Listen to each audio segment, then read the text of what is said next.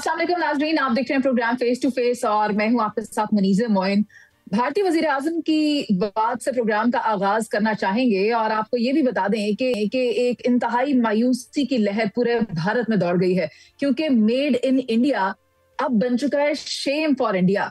आपने भी देखा कि दुबई एयर शो में किस तरह मेड इन इंडिया तेजास गिर गया और तबाह हो गया, जिससे पूरी दुनिया ने देखा कि भारत के अपने अंदर सलाहियत मौजूद नहीं है। यहां तक कि भारत के अपने अंदर से भारत के वजीर आजम के खिलाफ, एयर चीफ के खिलाफ आवाजें उठना शुरू हो गई हैं कि आपके अपने अंदर कैपेसिटी नहीं है, तो दुश्मन से किस तरह लड़ाई की जाएगी। इससे पहले हमने देखा कि अमरीकी सदर बारहा एम्फसाइज कर चुके थे कि पाकिस्तान ने भारत के तैयारे गिराए, मगर अब अमरीकी सदर के अलावा मजीद आवाजें भी आ रही हैं। तो सबसे पहले मैं बता दूं आपको कि naval airbase commander captain York लू की जानिब से, जो कि फ्रांसीसी नेवल कमांडर हैं, एतराफ किया जा रहा है कि पाकिस्तान की फजाइया ने बेहतरीन कारकर्दगी का मुजाहरा किया। वो मुकम्मल तौर पर तैयार थी, यहां तक कि 140 के करीब तैयारे उस वक्त फजा में थे। और उसके बाद देखा गया कि पाकिस्तान ने कितनी बेहतरीन महारत का मुजाहरा करते हुए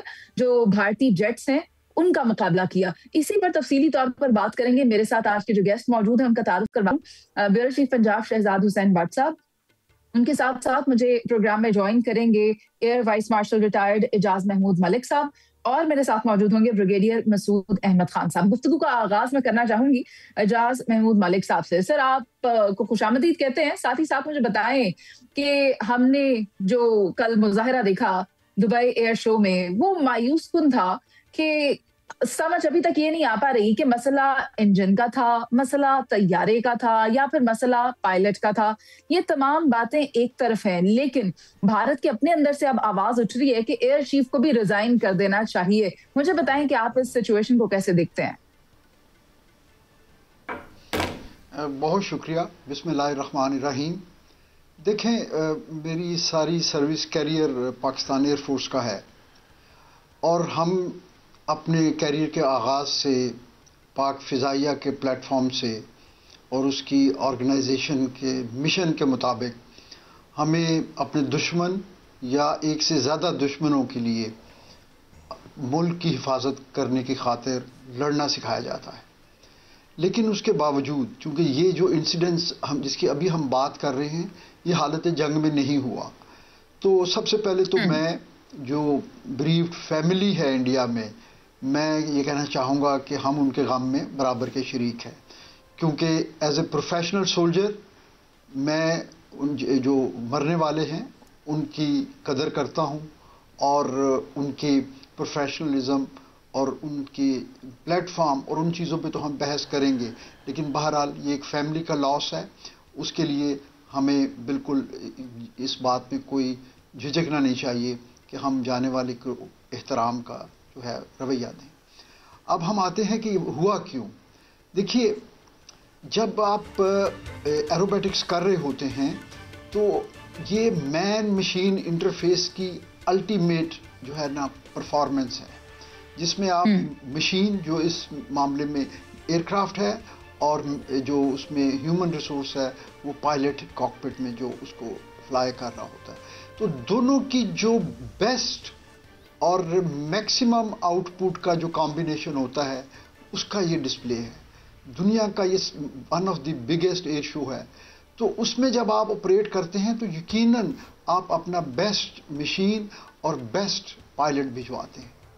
अब उसके बावजूद ये क्रैश क्यों हुआ, तो मुझे सबसे पहले तो जिस चीज़ का ख्याल आता है ना, वो ये है कि जब आपके ऊपर प्रेशर हो, जब आपके ऊपर अपनी लीडरशिप का ये प्रेशर हो कि आपने फला जो है प्लेटफॉर्म या फला एयरफोर्स उससे बेहतर परफॉर्म करना है, तो फिर आप शायद जो है उन लिमिट्स को बस्ट कर देते हैं जिन लिमिट्स के अंदर आपके लिए सेफ्टी रखी गई होती है। तो मेरा अपना ओपिनियन है, जब तक कोई टेक्निकल इंक्वायरी हो नहीं जाती उसमें कोई हतमी तौर पे कोई राय तो नहीं दी जा सकती, लेकिन मेरा अपना ओपिनियन है कि ये मरने वाले जो पायलट हैं उन्होंने शायद एक्जुबिरेंस में उन्होंने अपनी मशीन को और अपनी सलाहियतों को उन्होंने दाव पे लगाया, जिसके नतीजे में ये हादसा हुआ और वो बदकिस्मती से वो इजेक्ट भी नहीं कर सके।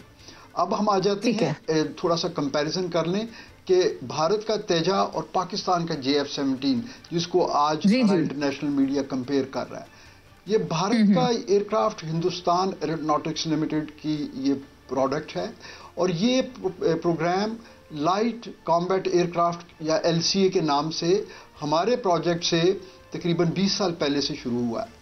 लेकिन की माजरत, आप अगर उसके साथ साथ राफेल का भी मवाजना कर दें तो ज्यादा बेहतर होगा। देखें, राफेल जो है वो टेक्नोलॉजिकली उसका तो हमें तेजा से कंपैरिजन करना बनता नहीं है। उसका कंपैरिजन हम अपने JF-17 या J-10C से करें, क्योंकि ये दोनों जो है लेटेस्ट हैं और उसमें सर कंपैरिजन तो राफेल का या फिर JF-17 का भी नहीं बनता, क्योंकि दुनिया तो ये तवक्को ही नहीं कर रही थी कि JF-17 के जरिए भी तैयारे गिराए जा सकेंगे, लेकिन पाकिस्तान ने कर दिया और कहा ये भी चाह रहा है कि चाइना ने अपनी टेक्नोलॉजी का एक्सपेरिमेंट पाकिस्तान और भारत की जंग में किया है। नहीं, वो बात ठीक है, लेकिन देखिए राफेल तैयारे जो हैं वो इस वक्त जो इन यूज़ दुनिया के बेस्ट प्लेटफॉर्म हैं वो उसमें उसका शुमार होता है। अब अगर उनके इस्तेमाल करने वाले उसको सही तरह इस्तेमाल नहीं कर पाए तो उसमें राफेल तैयारे का तो कोई कसूर नहीं है ना। तो इसलिए हमें राफेल तैयारे को तो उसकी कैपेबिलिटीज़ के मुताबिक हमें उसको ट्रीट करना चाहिए और उसका कंपैरिजन हम अपने JF-17 के ब्लॉक 3 से करें या अपने लेटेस्ट F-16 से करें या फिर J-10Cs जिसको हमने हालिया जंग में इस्तेमाल भी किया।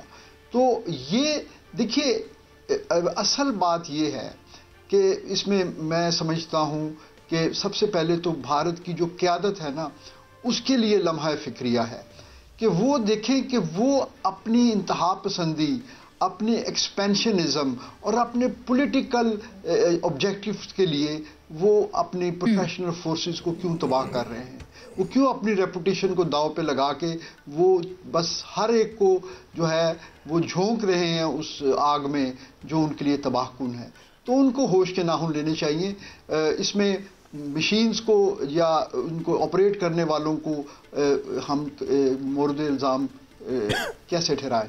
ये तो उनकी लीडरशिप की जो है ना गलतियां हैं जिसका खमियाजा जो है लीडरशिप की गलती का खमियाजा उनके पायलट्स भुगत रहे हैं। मैं मसूद साहब को भी शामिल गुफ्तगू करना चाहूंगी।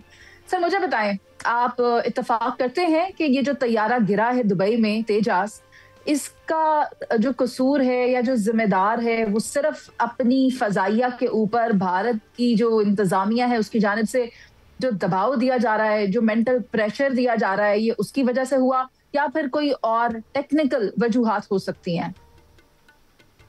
बहुत सारी वजूहात है और अभी तो इसमें देयर आर फ्यू हंड्रेड, बहुत सारे लोगों ने इस पर अभी अब जो कमेंट किया है, लेकिन ये समझने वाली बात है कि तेजास जो है द सो का रेडियंस, इसका मतलब है ये देयर डिकेड्स ओल्ड टेक्नोलॉजी है। ये 80s में स्टार्ट हुए थे, दुनिया अभी कहाँ से कहाँ गई और वही टेक्नोलॉजी अभी ये लेके आ रहे थे।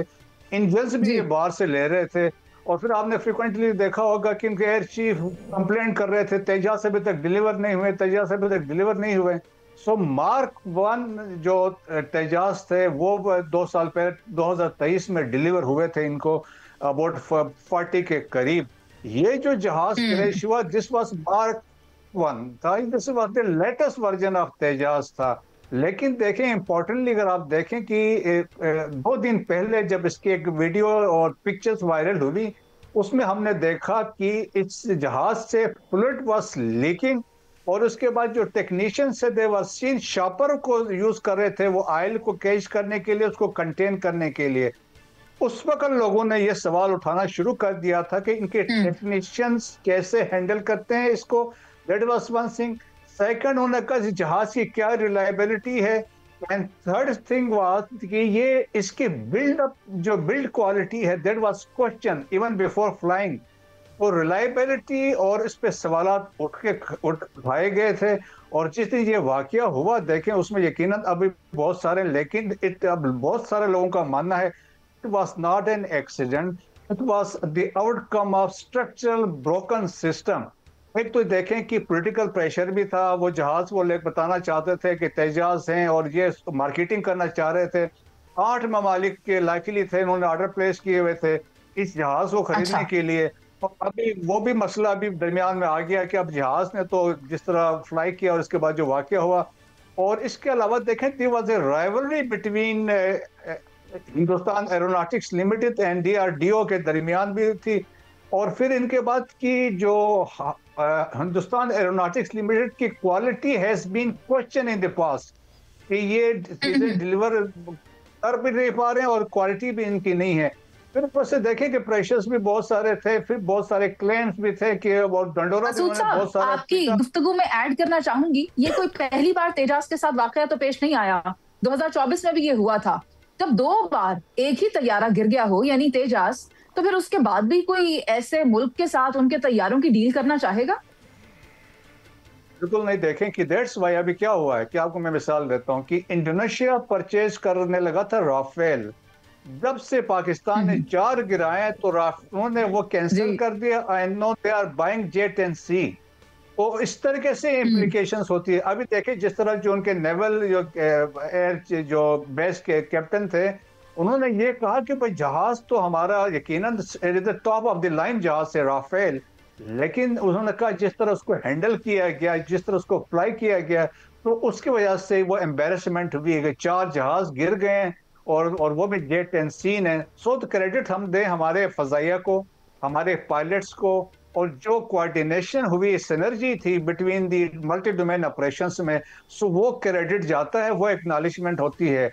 अनफॉर्चुनेटली देखें कि इंडिया में international embarrassment for prime minister Modi and Indian government, जिस पे उन्होंने तकिया किया हुआ था। तेजाज का बड़ा नाम था, जिस तरह वो राफेल का कह रहा था 2019 में, काश हमारे पास राफेल होते, राफेल थे तो वो भी 4 गिराए गए, तेजाज आए थे, उनके साथ भी जो कुछ हुआ।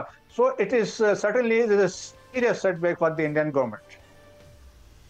शहजाद हुसैन भट्ट साहब को भी शामिल करते हैं। भट्ट साहब, आपने भी फ्रेंच नेवल एयरबेस के कमांडर की जानिब से जो गुफ्तगू की गई वो सुनी, और पाक फजाइया की जो पजीराई की गई वो भी आपने देखा। साथ में ये बताएं, 140 तैयारों का वो जिक्र कर रहे हैं कि उस वक्त वो फजा में मौजूद थे। क्या खबरें आपके पास, बताइएगा। देखिए, काबिल एहतराम मुनीज़े मोइन साहिबा, पहले तो अमेरिका टका के बेइज्जती कर रहा था भारत की, वो बर्दाश्त बेचारे मोदी से नहीं हो रही थी। अब फ्रांस भी आ गया जिसने तमस्कर उड़ाना शुरू कर दिया है। ये असल में इंडो पैसिफिक कॉन्फ्रेंस की बात है जो आप बात कर रही हैं।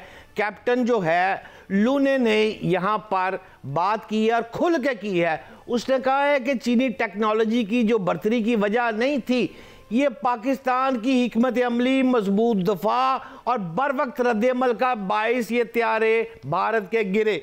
और जो आप बात कर रही है 140 से ज्यादा लड़ाका त्यारे, वो भारत का स्टाइल है कि हम अगर 7 उड़ाएंगे ना, वो 14 उड़ा देगा। वो ये जाहिर करेगा कि मैं जनाब आपको खा जाऊंगा जिन की तरह, जुकूटा जिन की तरह। लेकिन सवाल ये है कि अब तो क्लियर हो गया, जो 25 बरस से राफेल उड़ाने वाला शख्स कमांडर जो उसने इतराफ कर दिया, फ्रांसीसी ने वाज़िया तौर पर कह दिया है, कैप्टन यूक लूने ने कह दिया है, तो बात ही क्लियर हो गई है कि इनके पास इतनी अहलियत ही नहीं है। लेकिन मैं आपको यहाँ पर यह जरूर कहना चाहूँगा कि भारतीय ऑडिटर जनरल की रिपोर्ट ज़रा पढ़ लीजिएगा। उस रिपोर्ट में भारतीय हुकूमत के मिसाइल, टैंक, जहाज 178 के करीब 178 प्रोजेक्ट जो है वो उसमें से 119 यानी 178 प्रोजेक्ट इन्होंने किए और उसमें से 119 नाकाम हो गए। आप तेजाज की बात कर रही हैं और यार सारे नाकाम हो गए ना अल्लाह दी रहमत नाल। लेकिन मौके का फ़ायदा उठाऊंगा मुनीज़े मोइन, इस वक्त बहुत बड़ी शख्सियत प्रोग्राम में आपके साथ मौजूद है, ब्रिगेडियर रिटायर्ड मसूद अहमद खान साहब। अभी आपने मुनीज़े मोइन का इंट्रो सुना जिसमें उसने बड़ा खूबसूरत लफ्ज़ बोला। उसने कहा कि जनाब यहाँ पर मेक इन इंडिया प्रोजेक्ट, ये जो मुनीज़े ने मेक इन इंडिया प्रोजेक्ट की बात की है, तो मुझे याद आता है कि 2014 में ये शुरू किया गया था मोदी सरकार की जानब से ये प्रोजेक्ट, और उसके बाद 6 सालों में भारतीय फौज ने 75% अर्जेंट टैंक तकनीकी मिसाइल पर उसके टैंक उड़ गए। फिर जनाब उसकी स्टार्ट राइफल जो थी वो उसकी उड़ गई। और यार मुझे ये समझा दे आसान ज़बान में किबला मोहतरम ब्रिगेडियर रिटायर्ड मसूद साहब, भारत की ये जो दफाई सन्नत है ये सारी चीज़ें उड़ती जा रही हैं, टैंक उड़ गया, जहाज़ उड़ गया, राइफल उड़ गई, ये क्या बना रहे हैं और क्यों ऐसा हो रहा है? कहाँ आकर आप समझ रहे हैं कि बारीकी क्या है? मेरे नाज़रीन को प्लीज़ आगाह करेंगे ब्रिगेडियर रिटायर्ड मसूद साहब। ये देखें, पहले तो बात यह है कि यकीनन कि आज से बिफोर बीजेपी पावर आने से पहले इंडियन आर्मी या मिलिट्री जो आप कह लें कि देवर प्रोफेशनल फोर्स है, इसमें यकीनन कोई शक नहीं है।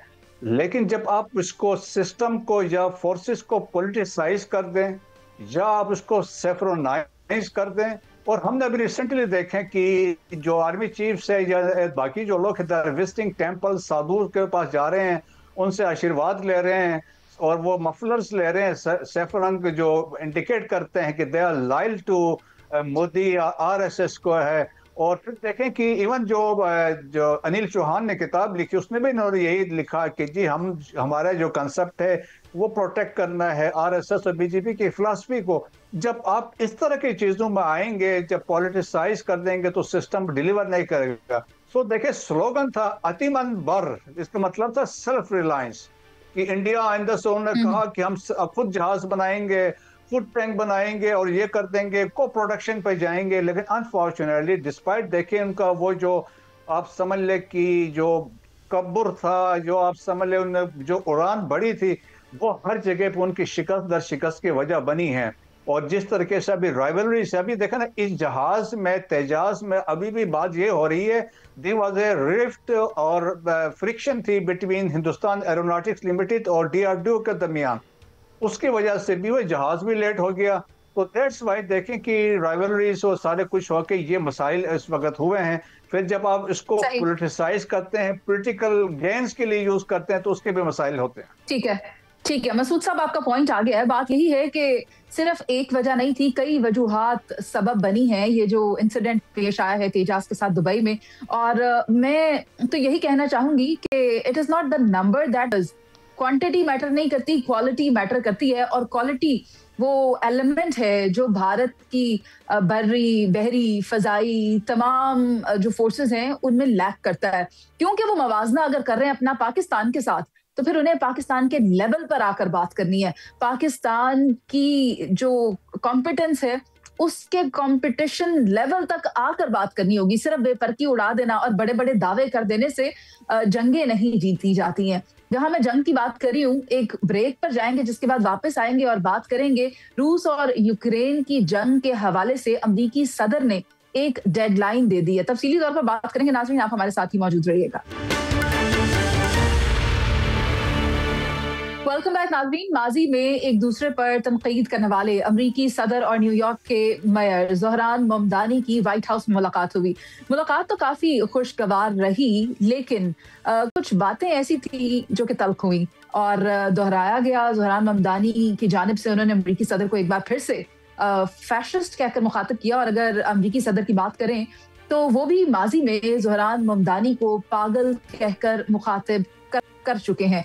और अगर हम इस मुलाकात की बात करें तो मुलाकात क्योंकि खुशगवार थी, अब देखना ये होगा क्या दोनों के दरमियान ताल्लुकात बेहतरी की तरफ जा रहे हैं, क्या वो मिलकर काम करना चाहेंगे। साथ ही साथ हमें बात करनी है यूक्रेन और रूस जंग के हवाले से भी, जिस पर एक एजेंडा पेश किया गया है, कुछ एक नुकात पेश किए गए हैं कि ये जंग किस तरह से बंद करवाई जाएगी और एक टाइम लाइन का तयन भी किया गया है। मेरे साथ मसूद अहमद खान साहब मौजूद हैं। सर, आप ही से आगाज करना चाहूंगी। आए ज़ोहरान ममदानी और अमरीकी सदर की जो मुलाकात हुई है, आपको लगता है कि माजी में जो तल्ख जुमलों का तबादला होता रहा या अजीब व गरीब से अलकाबाद से एक दूसरे को पुकारते रहे, अब दोनों के दरमियान जो ताल्लुकात हैं वो नॉर्मलाइज और बेहतरी की जानिब जाएंगे?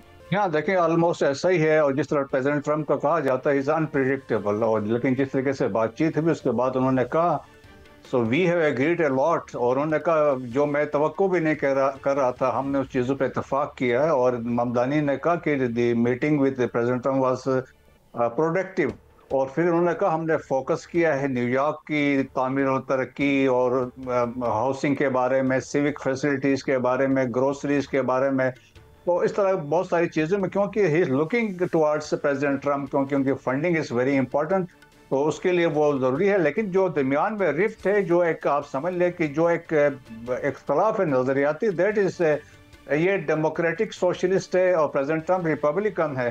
सो वो फ़र्क इनके दरमियान है। लेकिन जिस तरीके से एक अंडरस्टैंडिंग डेवलप हुई है, तो मेरा ख्याल में, क्योंकि अल्टीमेट इन्होंने यही कहा है कि हमारे सामने न्यूयॉर्क है और न्यूयॉर्क को हमने डेवलप करना है, तो उसके लिए देखें जहाँ लोकल मीन्स है, लेकिन मेजॉरिटी तो फंड गवर्नमेंट ने देना है, तो दैट्स वाई प्रेसिडेंट ट्रम्प के साथ उन्होंने की है। तो मेरा ख्याल में it is a very constructive as far देखा जाए तो। और स्पेशली ममदानी के लिए इवन वोटिंग में ये ज्यूस ने, बहुत सारे ज्यूस ने उनको वोट भी दिया है।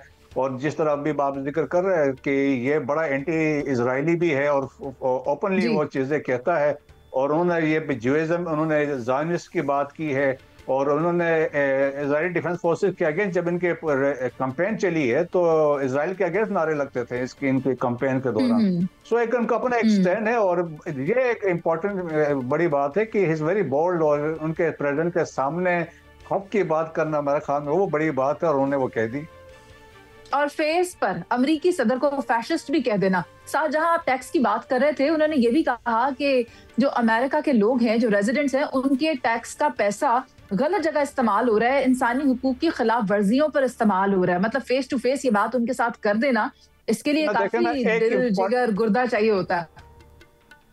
ये एक इम्पोर्टेंट बात उन्होंने बाद में उसमें भी की। उन्होंने कहा कि आप फंडिंग कर रहे हैं इसराइल को और वो जेनोसाइड कर रहा है।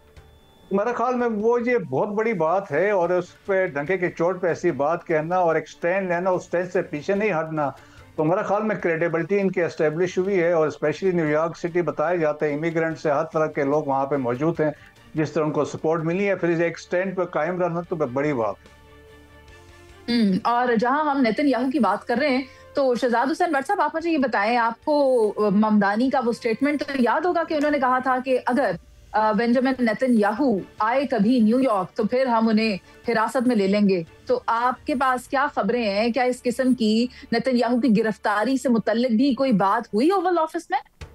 देखें मुनीज़े, मुलाकात हो गई, ट्रंप की मुलाकात हो गई, और ट्रंप का जो स्टाइल है उसने हमेशा की तरह बड़े भाई बनने का सबूत दिया। अपने आप को जैसे वो शफकत का हाथ नहीं फेरते, मीठी मीठी बातें करती है, मैं तावन करूंगा, मैं तुम्हारे साथ खड़ा हूं, तुम फिक्र ना करो, मैं तेरा वड्डा वाकई वड्डा पाइया। ये सारी बातें तो हमें समझ आ गई। लेकिन सवाल यहाँ पर यह है, ट्रंप से जब एक सवाल हुआ है, एक सहाफ़ी ने सवाल किया है, तो उसने कहा नेतन्याहू की गिरफ्तारी से मुतल्लक किसी किस्म की हमारी इस टॉपिक पर हमारी डिस्कशन नहीं हुई। एड्डा ही वड्डा भाई सी, तो उससे पूछ रहा था कि बेटे इसे बयान को तरदीद कर दे, लेकिन इतनी जुर्रत नहीं हुई ट्रंप को कि उससे ये बात करे। ये आपको नोट करना पड़ेगा। और साथ साथ उन्होंने ट्रंप ने कि ये भी ये बात की है कि ज़हरान ममदानी जो है वो कदामत पसंदों के हैरत का बाइस बन सकते हैं, ये सरप्राइज भी दिया है। और साथ ये भी कहा है कि मैं समझता हूं कि ममदानी कुछ कदामत पसंदों को वाकई हैरान कर देंगे, कोई अपसेट कर सकता है। तो इस बात को इग्नोर नहीं किया जा सकता। नौजवान मुंडा खड़ा है और बिल्कुल डंके की चोट पर खड़ा है। नेतन्याहू की नींदें उसने हराम की हुई हैं। लेकिन आपकी इजाज़त से ब्रिगेडियर साहब सामने हो तो फिर मैं खामोश तो रह नहीं सकता। ब्रिगेडियर साहब, इस वक्त अमरीकी हुकाम ने वाज़ेह तौर पर कह दिया है F-35 त्यारे इसराइल के ज़ेरे इस्तेमाल जो हैं उससे कम दर्जे के हम देंगे सऊदी अरब को। और भाई इसराइल का ही तो स्यापा पिया है सारी दुनिया दे विच, और इसराइल तो है वो जाराना स्टाइल इसराइल अपनाता है। अब जो बड़े पैसे लेकर MBS से अमेरिका और तैयारी जो देगा वो उससे इसराइल वाले से निचले लेवल के, ये क्या फ्रॉडबाजी की जा रही है? को आसान ज़बान में समझाएंगे मुझे ब्रिगेडियर साहब? देखिए, अव्वल तो मेरे ख्याल में ऐसा होगा नहीं, क्योंकि देखें कि MBS भी बड़ा समझदार हैं। उनके इवन अपनी जो कैबिनेट के लोग हैं, उनके एडवाइजर्स हैं, वो चीज़ें सारे समझते हैं। क्योंकि जब शुरू में ये बातचीत हुई थी तो उन्होंने इसकी बात की थी कि H जो है इसराइल का वो बराबरी के तहत आएगा जब ये जहाज़ F-35 इनके पास पहुंचेंगे। $172 बिलियन का ये प्रोजेक्ट है। देखें जो खरीद रहे हैं तो वो जहाज़ यकीनन क्वालिटी वाले जहाज़ लेंगे, और भी बाकी सारे वेपन सिस्टम है। जब आप कहते हैं मैं $1 ट्रिलियन को इन्वेस्टमेंट करूंगा आपके इधर, तो फिर वो जहाज़ तो 2 नंबर वो दे ही नहीं सकते हैं। सो मेरे ख्याल में ऐसा होगा नहीं। और सऊदीज को वो दे अंडरस्टैंड कि जो इसकी सऊदीज की अपनी इंपॉर्टेंस है। सऊदी अरब भी देखे अब वो न सिर्फ मिडिल ईस्ट में, वेस्ट एशिया में इंपॉर्टेंट है, अब रीजनली भी एक बड़ा इंपॉर्टेंट मुल्क है, उसका बड़ा ज्यादा इन्फ्लुएंस है। ठीक है मसूद अहमद खान साहब, जैसा कि मैंने आगाज में कहा कि रूस को भी एक अल्टीमेटम दिया गया है कि जंग बंदी की जानी चाहिए, यकीनी तौर पर की जानी चाहिए, और अगर ये हो जाती है तो ये 10 साल तक सस्टेन करेगी। और इसके लिए कुछ जराए से ये मालूम हुआ है कि कहा जा रहा है कि खुफिया तौर पर रूस से मुशावरत की गई है इस जंग बंदी के हवाले से। मैं चाहूंगी कि आप अपना एक क्विक ओपिनियन इस बारे में भी दे दें। देखिए ऑलरेडी इस पे जो रूस से ऑन बोर्ड है, और रूस ने इस प्लान है जो यूएसए ने पेश किया 28 पॉइंट्स का है, that has been endorsed by the Russians. और लेकिन अब डिफेंसिव पे हैं, बैक फुट पे हैं, यूक्रेन वाले अब वो अब कोशिश करें कि पब्लिक ओपिनियन को बिल्ड करें, और वो ये भी यही कह रहे हैं कि हम we are losing the support of United States. और उसमें जो भी पॉइंट्स है देखें ये यूक्रेन के अगेंस्ट जाते हैं। उसमें अगर सिंपल सी 2-3 बात बता दूं, उन्होंने कहा कि जी आप जो एरियाज जो capture Israel United state Russia ने किया वो उनके पास ही रहेंगे। सो आपका नॉर्थ ईस्ट सारा गया, 20% ऑफ यूक्रेन इज गॉन। उन्होंने ये भी कहा कि आप 100% अपने आर्मी को रिड्यूस करेंगे, कम करेंगे, और अगर कोई एरियाज आपने ऑक्युपाई नहीं किए, रशियन किए, वो आप छोड़ देंगे। तो बहुत ज्यादा अगेंस्ट हैं चीजें, और तो इसलिए उसके लिए मसाइल बढ़ सकते हैं। दैट्स वाई यूरोपियन बड़ी कोशिश कर रहे थे यूक्रेन को सपोर्ट करने के लिए। मुझे लगता है फाइनली ये यूनाइटेड स्टेट्स वाले प्रेवेल होंगे। 28 में से हो सकता है कुछ चीजों पे इत्तेफाक हो जाए। डेडलाइन दी है थर्सडे को, तो उससे पहले थर्सडे तक की डेडलाइन दी गई है। मसूद साहब बहुत शुक्रिया आपके वक्त का। 28 में ये एजेंडा है जिसके ऊपर अमल दरामद करने के लिए कहा जा रहा है यूक्रेन को। साथ ही साथ अमरीकी सदर मजीद भी जंगे रुकवाने के ख्वाह हैं, और वो ये कहते हैं कि सूडान जंग के खात्मे पर भी जल्द काम शुरू करेंगे। इससे पहले 8 जंगे रुकवाने का वो दावा कर चुके हैं, जिनमें पाकिस्तान और भारत की जंग का शुमार भी होता है।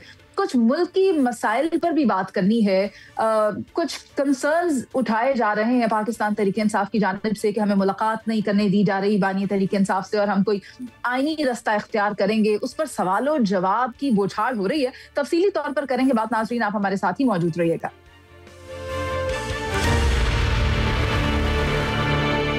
वेलकम बैक नाजरीन। पाकिस्तान तहरीक इंसाफ बारहा ये मुद्दा उठा चुकी है कि बानी तहरीक इंसाफ से मुलाकात नहीं करने दी जा रही, और वजीर आला केपी की जानिब से भी ये मामला उठाया गया है, और काफी नाला दिखाई देते हैं। कहते हैं कि जमहूरी रास्ता इख्तियार करेंगे, आईनी रास्ता इख्तियार करेंगे मुलाकात के लिए। साथ ही साथ ये कहा जा रहा है कि मुलाकातों पर बाकायदा तौर पर पाबंदी लगाई गई है, और ये आर्टिकल 10 और 14 की खिलाफ वर्जी है, जिस पर अज़मा बुखारी साहिबा की जानिब से भी स्टेटमेंट आया है, और वो कह रही हैं कि हमें कानूनी तरीकाकार जो है वो ना सिखाया जाए, कानूनी मामलात ना हमें बताए जाएं। इस चीज का हमसे कोई कंसर्न नहीं है। हमें बात करनी है उन 13 नशिस्तों पर होने वाले इंतखाबात के भी हवाले से। तो मुझे प्रोग्राम में ज्वाइन करें सियासी रहनुमा शेर अफजल मरवत। अगर आपको खुशामदीद कहेंगे, मुझे ये बताएं कि सबसे पहले बानी तहरीक इंसाफ के साथ जो मुलाकातों का मामला है, आखिर मसला क्या है? हम देख रहे हैं कि पंजाब गवर्नमेंट की जानिब से भी इसके ऊपर गुफ्तगू की जा रही है, और वो कह रहे हैं अरे इससे हमारा कोई ताल्लुक नहीं है। जबकि अगर आप केपी गवर्नमेंट की बात करें तो वो तो मुस्तकिल मुरद इल्जाम ठहरा रही है पंजाब गवर्नमेंट को इस हवाले से। बहुत शुक्रिया। अडियाला जेल जो है वो चूंकि एक सूबाई डिपार्टमेंट महकमा जलखानाजात के अंडर है, और इसका अपने एक वजीर जेल है। ये एक सूबाई महकमा होता है, मरकज नहीं होता है, तो लिहाजा जेल के सुपरडेंट की तकर्री, उनके तमाम मामलात, fund, expenditure, controlling authority home department है। तो लिहाजा तो कहना गलत है कि पंजाब हुकूमत का कोई लेना देना नहीं है। प्रिंसिपल अथॉरिटी जो है वो होम सेक्रेटरी पंजाब है। जहाँ तक मुलाकातों का ताल्लुक है, मुलाकातें देना वो जेल मैनुअल के तहत प्रोवाइड हैं। फिर इस हवाले से मैंने एक रिट पिटीशन की थी, जिसके बाद मुलाकातें शुरू हुई, एक शेड्यूल दिया गया, एक SOP बनाया गया, और इन तमाम चीज़ों के पेश नज़र फैमिली, वकला, काबिरीन, डॉक्टर वगैरह की मुलाकातें होती थी। बाद में जो है 26वीं आईनी तरमीम के बाद मुलाकातों पे कंट्रोल अदालतों का नहीं बल्कि इंतज़ामिया का चला गया, क्योंकि अदालतों के अहकामात जो हैं वो अब नहीं माने जा रहे हैं, और अदालतें खुद खामोश तमाशाई हैं। पाकिस्तान तहरीक इंसाफ और हुकूमत के माबेन जो हालात हैं वो अब न पीटीआई को किसी खैर की तवक्को रखनी चाहिए कि मुलाकातों में सहूलतकारी करेंगे या कोई रिस्पेक्ट देंगे, और ना मेरा ख्याल है कि मरकज़ को जो है इस हवाले से कोई खुशफहमी होनी चाहिए कि खैबर पख्तूनख्वा में जो है हुकूमत या वज़ीर आला जो है वो उनके ज़बान से कोई अच्छे अल्फाज उनके लिए निकलेंगे।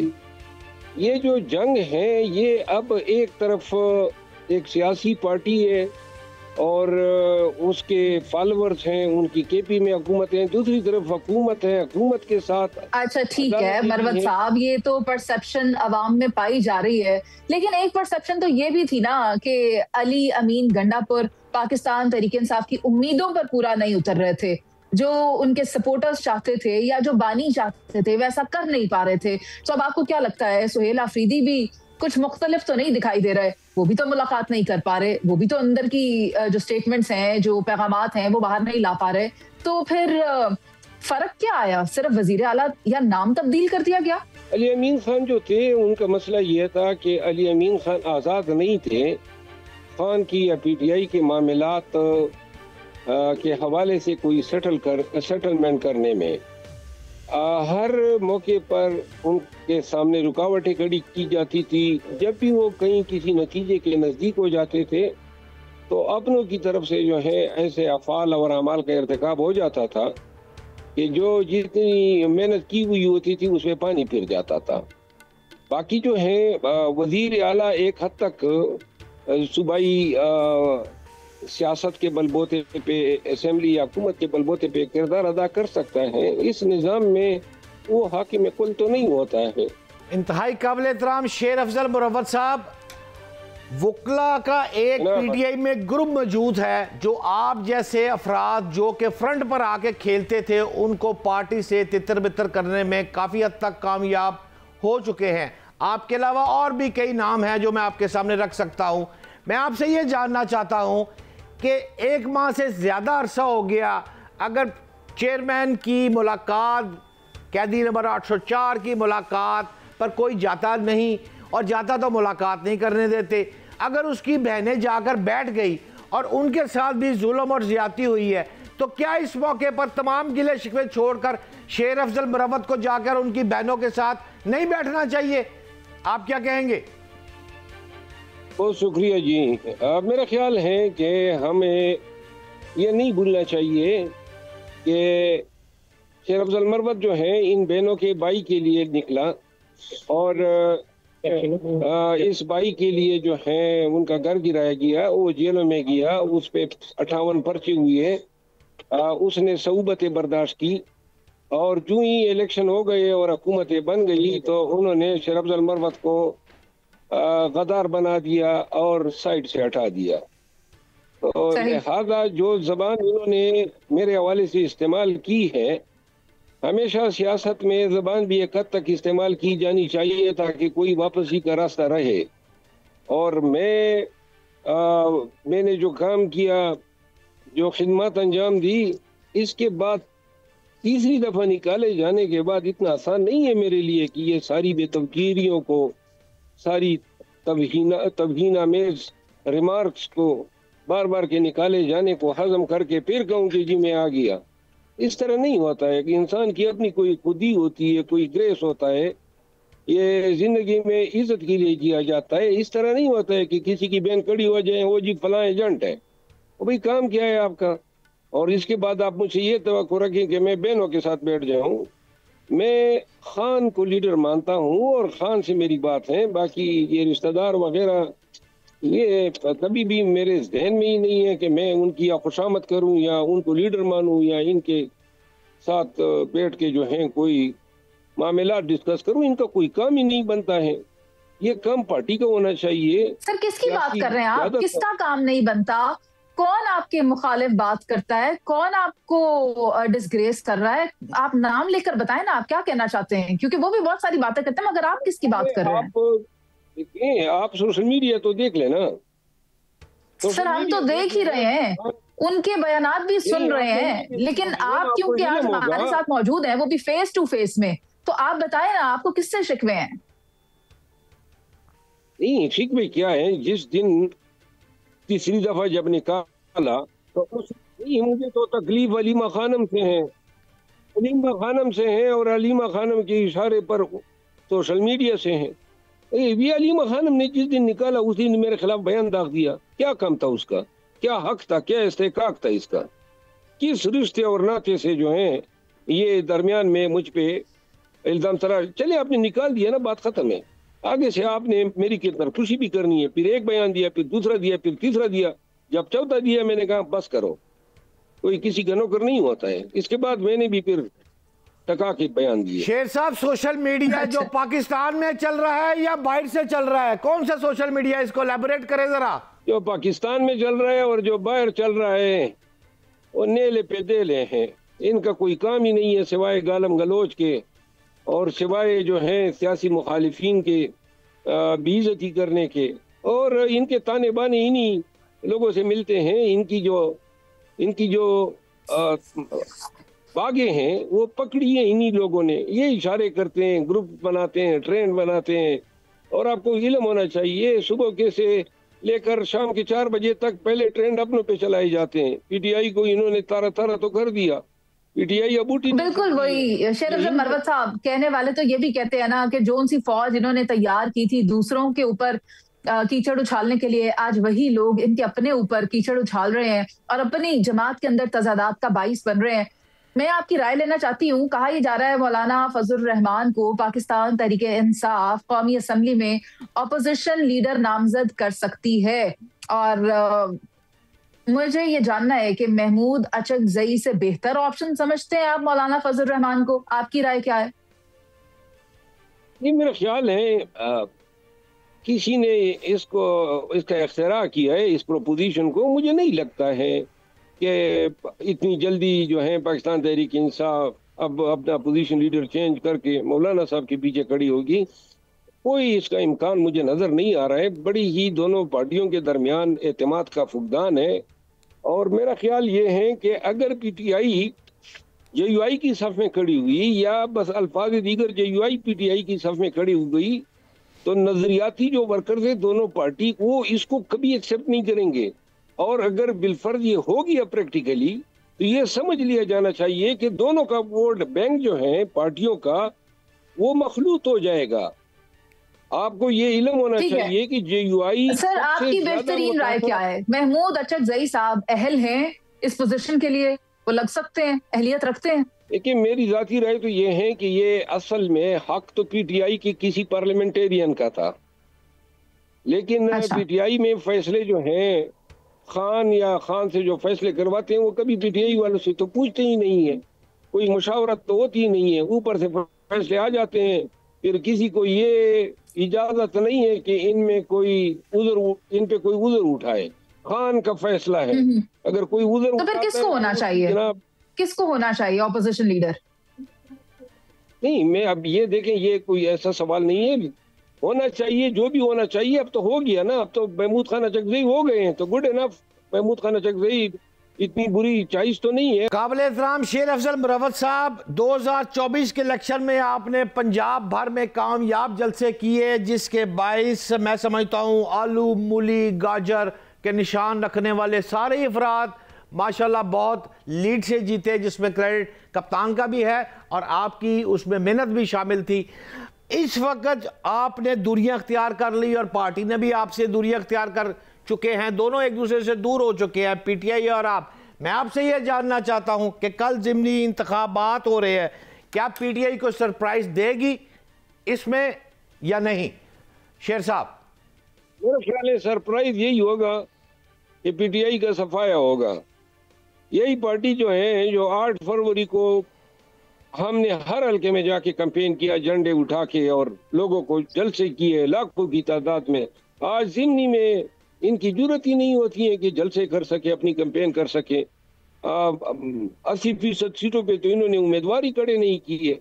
और अभी गिलगित बल्तिस्तान के इलेक्शन आ रहे हैं, फिर कश्मीर के इलेक्शन आ रहे हैं और इन्होंने खुद ही ये जो ज़िमनी इलेक्शंस हैं, मुझे ज़िमनी इलेक्शन में कोई शायद ही कोई एक आध सीट जो है मिल जाए, लेकिन इसका भी इम्कान बहुत कम है। बहुत शुक्रिया शेर अफजल मरवत साहब। और इनकी राय ये थी कि मुश्किल ही है कि पाकिस्तान तहरीक इंसाफ कोई भी सीट सिक्योर कर पाए, लेकिन शहजाद हुसैन भट्ट साहब, इंतजामात के हवाले से, सिक्योरिटी मामलात के हवाले से इलेक्शन के हमने बात नहीं की है। कहा यह जा रहा है कि गालिबन 400 से जायद वो पोलिंग स्टेशन हैं जो इंतहाई हसास हैं और सिक्योरिटी एहलकार भी 20,000 से जायद डिप्लॉय किए जा रहे हैं। तो आप मुझे बताएं कि ओवरऑल ये जो इलेक्शन होने जा रहा है इसकी सिक्योरिटी के लिए क्या इंतजामात किए गए हैं? देखिए मुनीज़े मोइन साहबा, कल इंतखाबात होने हैं पंजाब में, कल कौमी असम्बली के 5 और सूबाई असम्बली के 7 और एक KPK में भी होगा, जहां पर NA 18 हरीपुर में ज़िमनी इलेक्शन होगा। यानी कि टोटल 13 हल्कों में ये इंतखाब होने जा रहे हैं, जिनमें सरगोदा है, मियाँ वाली है, डेरा गाजी खां, मुजफ्फरगढ़ वगैरह।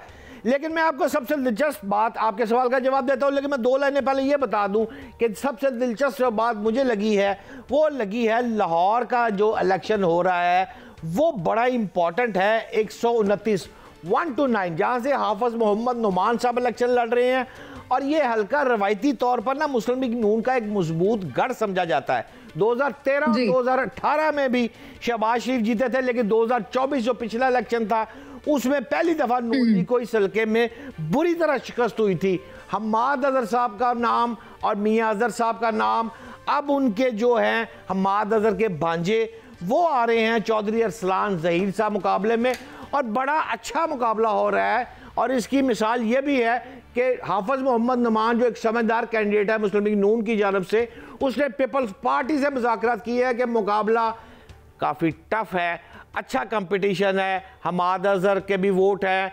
मियां अजहर साहब गवर्नर पंजाब होते थे हमारे मरहूम, अल्लाह उनको जन्नत नसीब करे, उनके ये सारे अजीज़ो कारब बड़ी एक लंबी है। तो मुख्तसरन पीपल्स पार्टी को भी यहाँ से उन्होंने क्या तुसी थे बैजो भाजन, और आके जो वहाँ के जो हल्के हैं दड़े हैं पीपल्स पार्टी के, उन्होंने भी कहना शुरू कर दिया हम हाफिज मोहम्मद नुमान की हमायत में आगे हैं। लिहाजा मुकाबला अच्छा है, लेकिन अभी तक आप ये को फैसला नहीं दे सकते, लेकिन थोड़ा सा घोड़ा जो है वो हाफिज मोहम्मद नुमान का मुस्लिम लीग नून के कैंडिडेट का दूसरे कैंडिडेट से आगे जा रहा है।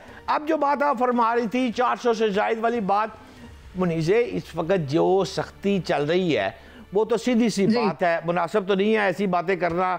आपको भी, आप तो खैर बैरून मुल्क बैठी हुई हैं, आपको उसको प्रॉब्लम नहीं होगी, मैं तो पाकिस्तान में बैठा हूँ, एवं बेचारा गरीब आदमी फड़िया जावांगा।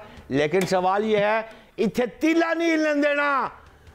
मैं आपको क्लियर कह रहा हूँ कि इतनी सख्ती है इस वक्त कि जिसने भी कानून को हाथ में लिया वो पंजाबी में कहते हैं चुल पा दो। एक चादर होती है जो लड़के के ऊपर डाल दी जाती है और सब बच्चे कॉलेज स्कूल में ना उसको फिर यूं यूं करके जूतियां मारते हैं, उसको कहते हैं चुल पा दो। इस वक्त पुलिस चुल पाने के लिए तैयार है। कोई भी PTI के शख्स ने अगर कानून को हाथ में लिया, गड़बड़ की, उसे कंबल कुट लगेगी और चुल पाएगी मुनीज़े। लेकिन आप इसमें सिर्फ PTI ना बोले ना, अगर किसी की जानिब से भी ये किया जाता है, बट साहब आप ऐसी बिला वजह उसे ना एक सियासी जमात के साथ वाबस्ता कर देते हैं, जबकि काम खराब करने के लिए दीगर कई अवामिल होते हैं जो अपना किरदार अदा कर सकते हैं। लेकिन मैं यहाँ पर आपका शुक्रिया अदा करना चाहूंगी, और बात यही है कि इन नशिस्तों पर इंतखाब होने जा रहा है। तरसील जो सामान की है वो मुकम्मल तौर पर कर दी गई है, सिक्योरिटी को भी यकीनी बनाया जा चुका है। अब देखते हैं कि आने वाले दिन होता क्या है, टर्न आउट कैसा आता है। अभी के लिए मुझे और शहजाद हुसैन भट्ट साहब को इजाजत दीजिए। अल्लाह ने के बाद।